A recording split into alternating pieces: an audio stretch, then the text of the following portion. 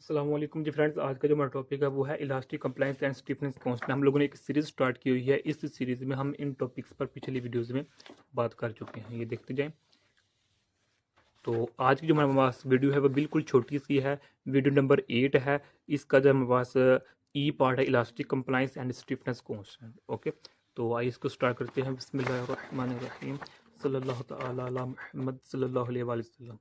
Huxley states that for sufficiently small deformation, this strain is directly proportional to the stress। यानी कि ये हम काफ़ी मरतबा हुक्सला को जब हमने स्टार्ट किया था उसमें भी इसको हमने डिस्कस किया था।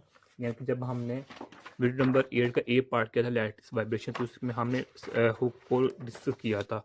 हुक क्या कहता है कि जैसा स्ट्रेस होगा उसके अकॉर्डिंग ही हमारे पास क्या होगा, स्ट्रेन होगा।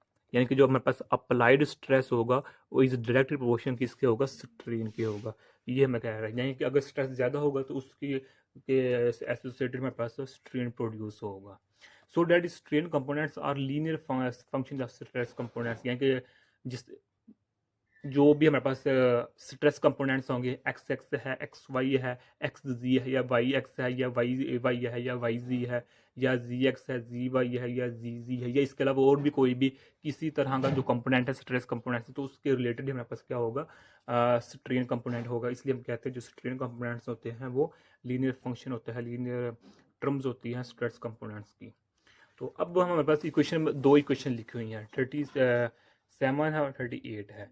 तो अब यहाँ जो मेरे पास है ये वाली E X X, E Y Y, E G G, E Y G, E G X E, ये मेरे पास स्ट्रेन है। स्ट्रेन को हमने इन टर्म्स ऑफ किस में लिखा हुआ है, स्ट्रेस की। जो 38 इक्वेशन है इसमें हमारे पास क्या है, ये मेरे पास स्ट्रेस है। स्ट्रेस को हमने स्ट्रेन की फॉर्म में लिखा हुआ है। इसमें भी हमारे पास 36 टर्म्स हैं, कॉन्स्टेंट्स हैं। इसमें भी हमारे पास 36 टर्म्स हैं या कॉन्स्टेंट्स हैं।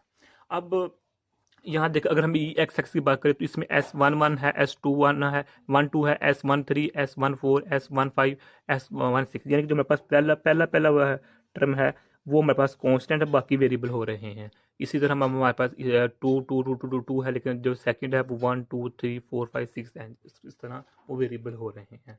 तो यहाँ जो हमारे पास एस होता है इसको हम कहते हैं इलास्टिक कंप्लायंस कांस्टेंट्स कहते हैं, या फिर इसको हम कहते हैं इलास्टिक कांस्टेंट्स कहते हैं। ओके, जो मेरे पास इसमें जो मेरे पास टर्म्स हैं ये वाली जितने भी टर्म्स हैं, ये एस सिक्स सिक्स है, एस सिक्स फाइव है, एक्स सिक्स फोर है, ये तमाम जो एक्स हैं 36 जो एक्स हैं इसमें वो हमारे पास क्या है, इलास्टिक कंप्लायंस कांस्टेंट है या फिर इलास्टिक कांस्टेंट्स होते हैं।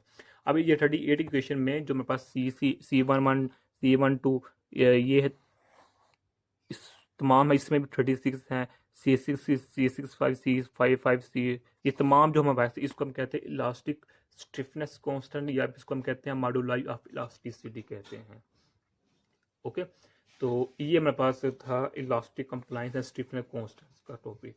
और हमें पता होना चाहिए है, जब हमने इस चैप्टर को स्टार्ट किया था तो हमने कहा था कि जब हमारे पास कांस्टेंट्स होते हैं ना, ये सी वन वन, सी वन टू, इन्हीं की बुनियाद पर हम कहते हैं कि जो हमारे पास मटेरियल सॉफ्टनेस है या हार्डनेस है या डक्टाइल है या ब्रिटल है, या क्या उसकी प्रॉपर्टी है, क्या प्रॉपर्टी नहीं है, तो हम इन्हीं कांस्टेंट की बुनियाद पर हम कह रहे होते हैं। ओके, कि ये मिसाल के तौर पर एक लकड़ी है, वुड है, तो एक हमारे पास सॉफ्टनेस कोई चीज़ है, तो हम क्या कहेंगे कि ये चीज़ ज़्यादा सॉफ्ट है, ये चीज़ ज़्यादा सॉफ्ट नहीं है। वो किसकी बुनियाद पर कह रहे होते हैं, वो हम इन्हीं कॉन्स्टेंट्स की बुनियाद पर कह रहे होते हैं।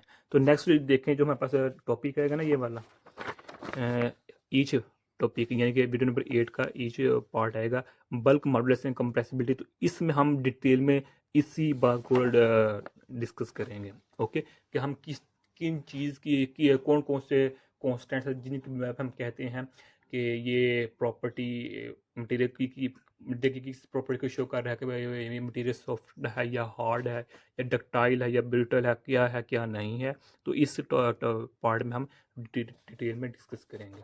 तो आज का हमारा टॉपिक यही था। तो आगे ये हमारे पास कांस्टेंट लिखे हुए हैं, यानी कि जो मेरे पास ऐसे इसका जो कोई कांस्टेंट होता है वो हमारे पास क्या होता है, एरिया पर फोर्स होता है, या इसको हम वॉल्यूम पर एनर्जी कहते हैं।